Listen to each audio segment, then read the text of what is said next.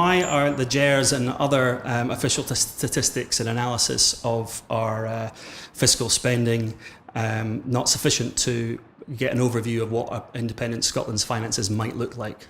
Well, the reason for that is fairly straightforward. What GERS says is if you took Scotland as part of the UK, hacked it off the UK and sent it sailing off into the world unchanged, this is what its fiscal balance would look like. Now, what that says is a small region of the UK, if that's how it measures it, that's how it treats it, small region of the UK on its own looks like this. What it doesn't do is says, yes, but if you were starting as an independent country, what would the budgets look like then?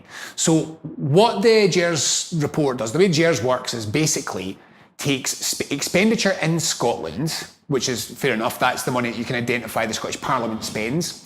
And then it says, now here's all the money which isn't spent in Scotland, and we are going to arbitrarily, in some cases there's methodologies to say, this is what your share of UK spending is. And then that's added on and you get a grand total. The problem is that a lot of this is quite vague. So, for example, the UK's accountancy amount, which is so every budget has accountancy things which change. So you've got a number which is a number which tells you where there are inaccuracies or transfers or technical details. Well, the accountancy allowances in GERS are bigger than Scotland's budget.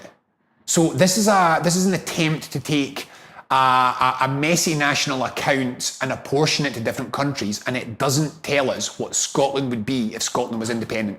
So there were two real reasons we wanted to do this. By far the biggest is that the deficit question, the GERS question, has become a real Achilles heel for the independence movement. It has allowed opponents to repeatedly say, you can't afford to do it.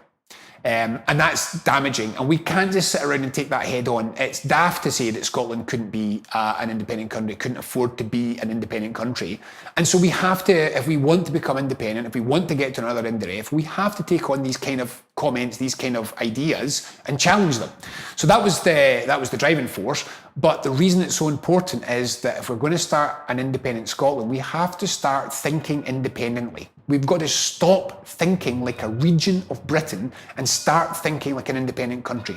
So what we've tried to do here is to say, right, let's start again. If we were going to budget Scotland, not as a region, but as a separate country, what are the things that we would do to produce that budget and to get a picture of the numbers? So that's what we tried to do, and I'm fairly happy that we have shown that it is credible to be able to get to a situation where the deficit of an independent Scotland is no higher than the deficit of the UK as a whole.